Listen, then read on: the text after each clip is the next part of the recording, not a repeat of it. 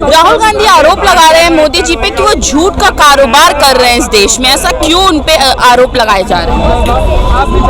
नहीं, राहुल गांधी थोड़ी आरोप लगा रहे हैं जी। ये तो देश का 70% विपक्ष कह रहा है। भाई मोदी जी के समर्थक और विरोधक में देख लो संख्या किसकी ज्यादा है। ये अलग बात है कि मोदी जी सिलेक्ट होकर पीएम बन जा रहे हैं, चुनाव जीत जा रहे हैं, लेकिन उन्हें चुनने वालों की संख्या उनके विरोधकों की संख्या से बहुत कम है।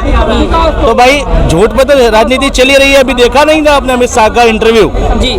उनने पत्रकार ने पूछा था, TV9 भारतवर्ष के पत्रकार ने, कि भाई राम मंदिर जो बीजेपी का इवेंट था, ठीक, वो तो सब बीजेपी का बनकर रह गया। तो अमित शाह जी ने ऑन कैमरा कहा कि बीजेपी का नेता कौन था।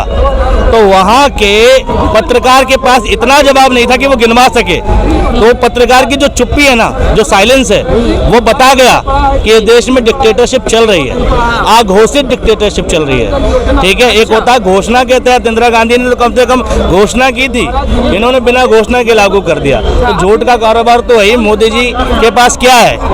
अगर तुम डेवलपमेंट देखोगे और इंफ्रास्ट्रक्चर की डेवलपमेंट देखोगे तो किसी भी विकसित देश के शहरों से भारत का कोई शहर नहीं मिलता।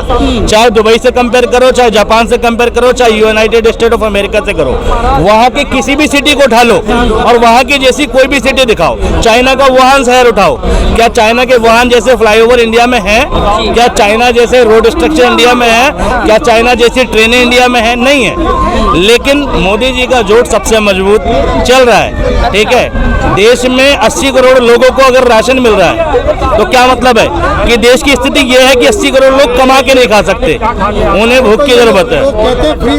ठीक है, ये अब मोदी जी ने ये भी बोला है कि कुछ सालों में विकसित भारत बन जाएगा। तो क्या लग रहा है, बन पाएगा कि फिर से पुरानी गारंटी की तरह ये भी एक गारंटी बन जाएगी? नहीं, क्वेश्चन ये है कि 10 साल शासन में रहे तो बना क्यों नहीं? बन तो जाएगा ही, जाहिर सी बात है। अगर कोई चीज रोज ग्रो करेगी, भाई भारत जो था वो बिल्कुल पुअर कंट्री था, पुअर से विकासशील बना और विकासशील से विकसित भी बनेगा, डेफिनेटली बनेगा। इंडिया की डेमोक्रेटिक पॉलिसी, इंडिया की नींव इतनी मजबूत रखी है कांग्रेस ने कि वो डेफिनेटली विकसित बनेगा। लेकिन बना क्यों नहीं? 10 साल में बना क्यों नहीं? 10 साल शासन करने के बाद भी आप कहोगे कि आने वाले सालों में ये हो जाएगा, वो हो जाएगा। आप गिनाओ आपने क्या किया। ठीक है, उपलब्धि गिनाओ। ठीक है, और कोई कारण नहीं है। मोदी जी सिर्फ उन बातों पर मतलब वोट लेना चाहते हैं जो होंगी। जैसे 2019 में मोदी जी ने कहा था, इन्होंने कहा ना एम्स, मोदी जी ने कहा था कि पिछले 50 सालों की उपलब्धि है 7 एम्स, और मोदी जी के शासनकाल में जो है 15 एम्स, और उसके नीचे आगे लिखा था स्टार लगा था उसमें पोस्टर में। इन लोगों ने पोस्टर नहीं देखा, उस स्टार के नीचे लिखा था अनाउंस्ड, यानी 15 एम्स बने नहीं है, सिर्फ घोषणा हुई है। ठीक, और उसके नीचे और लिखा था, ठीक है, कि भाई घोषणा के साथ साथ प्रिपरेशन चल रही है इनमें। ठीक है, अब उनमें कितना बजट पास हुआ। किसी एम्स का 1000 करोड़ का बजट था तो 200 करोड़ पारित हुआ, किसी का 1500 करोड़ था तो 100 करोड़ पारित हुआ। आज भी सच्चाई एम्स की है कि 19 एम्स में 7 तो पिछले सरकारों ने बनाए, एक पहले बना था, 6 2012 तक बने थे। ठीक, और उसके बाद जो मोदी जी ने बनाए उन एम्स में, ठीक है, अगर 19 में से 7 हटा दो तो 12 एम्स है।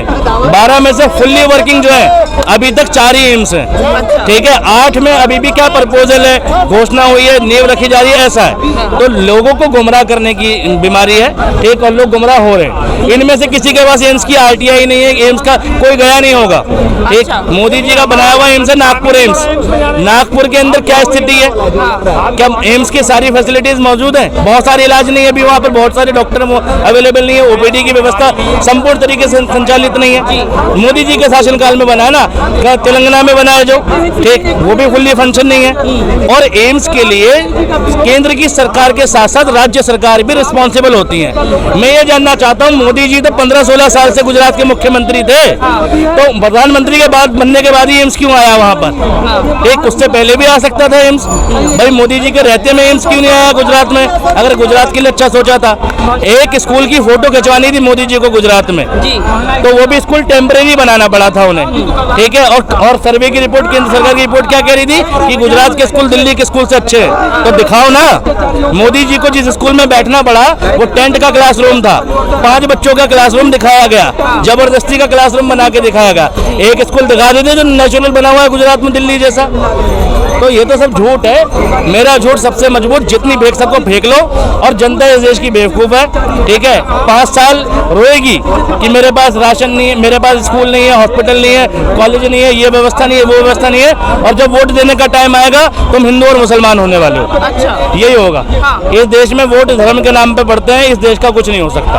अच्छा, देखिए मोदी जी अब फिर से नई गारंटियां दे रहे हैं देश को कि 5 ट्रिलियन की इकोनॉमी होगी, जैसे कि अभी बताया विकसित भारत। तो राहुल गांधी कह रहे हैं कि अपने पुराने गारंटी तो पहले मोदी जी पूरे कर ले, फिर नई गारंटी दे।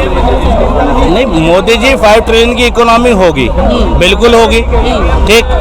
भाई मैं ठीक वैसे समझो कि किसी आदमी ने बीज बोया, ठीक, पेड़ लगाया, पेड़ बड़ा किया, उस पेड़ को बड़े होने में लगते हैं 5 साल, और 5 साल के बाद उस पर फल आने वाले होते हैं। सडनली उसका माली चेंज हो जाए तो वो माली क्या कहे कि देखो पिछले माली ने 5 साल काम किया, इसमें फल नहीं लग सके और मेरे आते ही फल लग गए, तो मैंने पेड़ की सेवा करी है। अच्छा, ये मोदी जी की फिलॉसफी है, ठीक।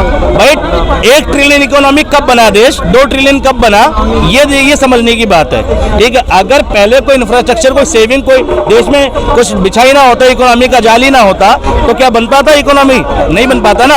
और आज भी अगर देखा जाए तो राजीव गांधी ने ये देखा था 91 तक कि हमारे देश ने जो तरक्की करी है वो दुनिया की तरक्की से 3 गुना, हमने 3 गुना तरक्की करी और दुनिया ने 10 गुना करी। तो उन्होंने क्या किया, एलपीजी की पॉलिसी लेकर आए, मनमोहन सिंह को फाइनेंस मिनिस्टर बनाया, ठीक। और देश में क्या हुआ, उदारीकरण, निजीकरण, वैश्वीकरण आया, ठीक। लेकिन मोदी जी के शासनकाल में बताओ ऐसी कौन सी पॉलिसी आई है? फॉरेन डायरेक्ट इन्वेस्टमेंट आया, तो वो भी कांग्रेस की पॉलिसी थी।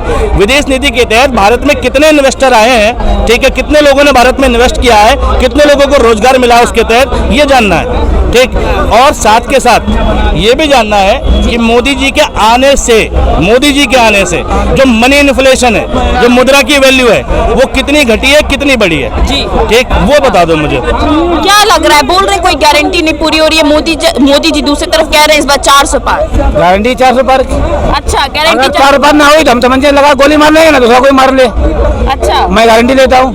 हाँ। 400 पार। चलो ये तो तय हुआ कि अगर मोदी जी नहीं जीते तो कम से कम देश में बेवकूफों की संख्या कम हो जाएगी, ठीक, देश में मूर्ख कम हो जाएंगे। और भाई साहब मैं तो खुद नहीं चाहूंगा तुम गोली मारो वैसे अपने आप को, ठीक है, क्योंकि सरकार बदलते ही तुम्हारा मानसिक रूप से तुम जो बीमार हो वो ऑटोमेटिक इलाज हो जाएगा। मानसिक रूप से जो धार्मिक कम्युनलवाद की तरफ बढ़ चले हो ना, जो हिंदू मुस्लिम के झगड़े में हो, वो बीमारी खत्म हो जाएगी। तो तुम तो वैसे ही मर गए क्योंकि तुम जिंदा ही धर्म के मुद्दे पर हो, एक तो गलती तुम्हारी नहीं है। और भाई मैं तो चाहता हूँ देश में ऐसे लोगों की मृत्यु होनी चाहिए। अगर सरकार बदलने से ये लोग देश में खत्म हो जाएंगे जो हिंदू मुस्लिम करते, तो बिल्कुल भैया सरकार बदलनी चाहिए। अच्छा, क्या लगता है मोदी जी पे आरोप लग रहा है हिंदू मुस्लिम पे? इनसे पूछो हिंदू में क्या किया। बता देता हूँ, ये बराबर जीरो खाते हैं। इनका गजब न्यूज एक चैनल है यूट्यूब का, उस पर एक वीडियो इंटरव्यू वायरल था। उस पर इन्होंने क्या कहा कि देश में क्या है, मोदी से 2 ही लोग छिड़ते हैं, एक बेईमान एक मुसलमान।